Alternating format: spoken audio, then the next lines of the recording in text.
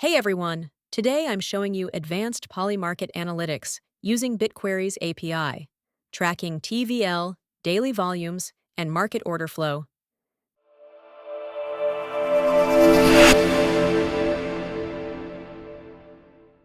These are professional-grade metrics for deeper insights into Polymarket's prediction markets on Polygon. Let's dive into the data. First, let's calculate Polymarket's total value, locked by tracking USDC balances. We're tracking USDC, held by Polymarket's conditional tokens contract, and NegRisk collateral addresses. These custody contracts hold all user funds locked in prediction markets.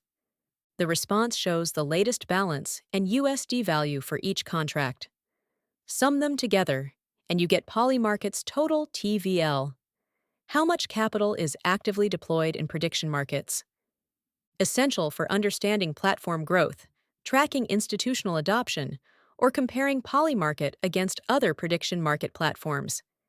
Now let's analyze daily trading volume with maker-taker breakdown. This aggregates all trades for a specific date, giving you total USDC volume, plus splits between taker and maker volumes based on contract address patterns. You see total platform activity for the day, how much came from takers versus makers, and the notional shares traded. Perfect for daily analytics reports, tracking platform growth trends, or identifying high activity days around major events. Finally, let's track buy versus sell pressure for a specific market.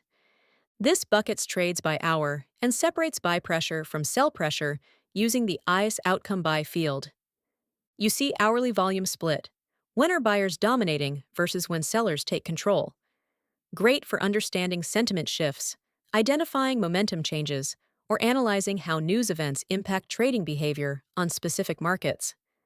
In the next video, we'll cover whale trade monitoring, open interest calculations, and top markets ranking. 3 more powerful analytics queries for Polymarket. That's part 1 of Polymarket Advanced Analytics. All queries in the description. Drop a like, subscribe for part 2, and let me know what Polymarket metrics you want to track.